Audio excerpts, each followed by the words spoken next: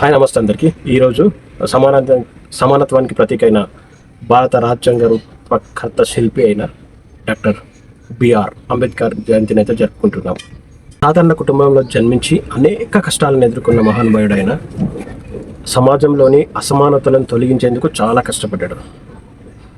అలాగే భారత రాజ్యాంగ రూపకల్పనలో కీలక పాత్ర పోషించి ప్రతి పౌరుడికి సమాన హక్కులు కల్పించే విధంగా దాన్ని రూపొందించాడు. విద్యా సమానత్వం, స్వాభిమానం అనేది ఆయన సందేశం. విద్యను పొందండి, సంఘటితమవ్వండి, పోరాడండి అనేది ఆయన నినాదం లేదా ఆయన మాటలు.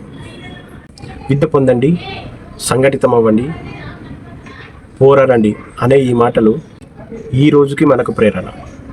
మనము సమాజంలో సమానత్వాన్ని పాటిద్దాం.